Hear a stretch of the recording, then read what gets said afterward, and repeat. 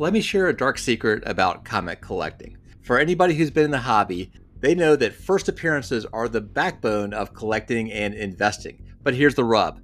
Many of the books, the most important books, the books that folks want to collect, are out of the reach of 99% of collectors. Should you not get into the hobby at all? If you're starting to get in the hobby, should you abandon it? Well, fortunately, there is another way, and I'll tell you about it. For each of the major characters, there are amazing alternatives at just a fraction of the price point of that first big appearance. Let's jump right in and talk about the most expensive book in the hobby, Action Comics #1 from 1938. There's only 80 that have been graded by CGC, so in my opinion, it's rare. And the price for a mid-grade book, which we'll define as a CGC 5.0, is about $2.5 million. $2.5 million, that's a few too many zeros for many of us to touch. So what can we do instead? So one of them is Superman 11.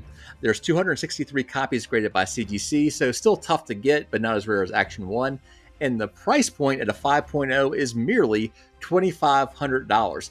By the way, folks, this is the first time on the front cover that you see Superman breaking those chains. How iconic is that? If my math is correct, that's 3 zeros less than Action 1. Another alternative, just a few months later, comes out in Superman 14. 264 are on census, and this book is a little more expensive. It's at $6,000, but you can get a nice mid-grade copy of a book that is as patriotic as they get. It's a classic cover, not a bad deal. Now, if you are interested in Superman, but you're not thinking about thousands of dollars, may I suggest a Bronze Age amazing book, Superman 233.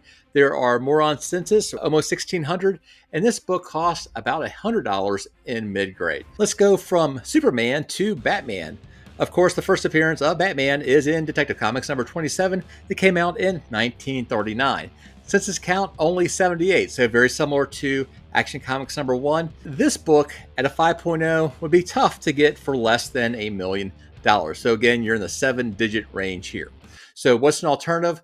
Well, just a few issues later, we get into Detective Comics 31, which has 106 copies on census. And this one is still super expensive, though. It's $175,000 in 5.0. However, it is considered by many to be the best cover in all the Golden Age. So this is the Dark Knight Batman. That's the most expensive alternative I'll talk about here. Let's go down to something that is a bit more affordable. So another great book still from the Golden Age is Batman #11. 314 copies, so quite a few more, and it cost about $11,000 for a 5.0. But just look at that cover. You got Batman punching the Joker, and in the background you have a deck of cards. How cool is that? If we're going to get into the hundreds of dollars, I would suggest a Bronze Age book. This is Batman #227. There are a little over 2,500 on census, and this book cost about $500. Does the image look familiar? Yes, because it is a swipe of Detective Comics 31, but it costs much, much less. So let's go from the men to our favorite super heroine. And we're talking about Wonder Woman. Her first appearance is in All-Star Comics #8.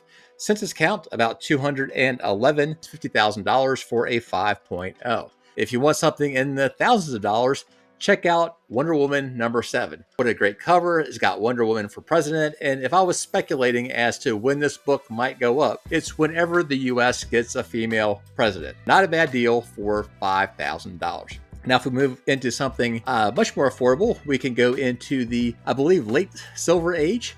We have Wonder Woman 176. Now, there are a ton of great Wonder Woman covers. This is one of my favorites. It's only $60 for a 5.0, so much more reasonable. Super cool, and I like that kind of hippie outfit that she is wearing. Well, let's go from DC to Marvel. Marvel Comics #1, another huge key. Census count 69, so even tougher to find than Action 1 or Tech 27. For a mid-grade copy, about a 5.0, you're looking at a $350,000 book plus, so not easy to get your hands on. I've gone after this book a couple times, and I just keep missing, so I'm not sure if I'll ever get it. However, the good news is that Marvel Comics turns into Marvel Mystery in the second issue, and there is not a run, in my opinion, that has better covers than Marvel Mystery. So without further ado, Marvel Mystery 40. My God, this book is amazing. I actually have a copy of this, a low-grade copy. You got the Human Torch burning through a Zeppelin. You got all kinds of Nazi planes and other gear falling out of the blimp. Only 52 on census, so not an easy book to find. and it cost about $11,000. Let me now turn to another book about 6 months later, Marvel Mystery Comics number 46, 60 copies on census. And this book cost about $25,000. So not cheap, but a lot cheaper than Marvel 1. And my God, it is the most maybe cool / bizarre cover you will see. Hitler, who is green, he's got a crazy chair. And you've got this woman, I think that's Toro, being pulled down into this crazy device. And can the Human Torch save them? All kinds of great action there. These are some of the best covers you will see throughout the hobby.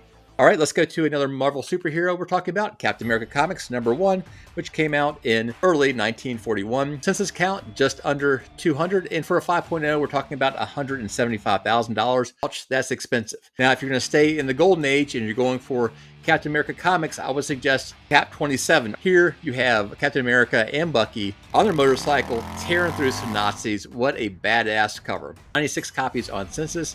This book in mid-grade can go for about $7,500. Now, if you're looking for an alternative that's a little bit cheaper, let me suggest Avengers 4. This is the first Silver Age appearance of Captain America. Census count, quite a bit higher at almost 5,400, and the price tag is just a bit over $1,000 at 1,400. To me, this is one of the best deals of the Silver Age grails. If you want to go a little bit cheaper, try Captain America number 111. This is from the, I believe, 1969, 1,700 on census, and costs only about $50. So what a great deal. And just take a look at that cover. Can't get much better than that. And look at the hider dude at the bottom. I love this cover. $50, great deal. Okay, let's move to our favorite web slinger. This is a Silver Age key, the Silver Age key, if you will. Amazing Fantasy number 15, first appearance of SpiderMan. On census, as of the state, just under 4,000. We're talking about $52,000, so it's a pretty expensive book. And like the other superheroes, Spider-Man has so many great books, so many great covers, so many great first appearances. I would argue that there's no better rogue gallery than for Spider-Man. The 3 books that I am going to present are all first appearances of major villains of Spider-Man. A great book is Amazing Spider-Man number 3. This is the first appearance of Doc Ock. There are about 3,300 on census, and this book in the mid-grade will cost you about 3,400. If we go a little later in the series at Amazing Spider-Man number 20, we're looking at the first appearance of Scorpion, a little over 4,000 on census, and this book can be had for $600. I love this sort of green, light green color. And if you want to go way modern, and we're talking about the Copper Age, we go into Amazing Spider-Man number 300, which is the first appearance of Venom. There have been over 37,000 graded by CGC. In fact, this book is the most graded by CGC. You can get a mid-grade copy for about $300. Let's move from Spider-Man to somebody slightly bigger. I'm talking about the Hulk. Of course, Hulk 1, where he's gray, cost a pretty penny. Has just over 2,000 on census, and for a 5.0 cost $26,000. If you can't afford that, what do? Well, you flash forward to the late Silver Age and you go with Incredible Hulk 102, over 5,000 on census, and this book will only cost you about $125.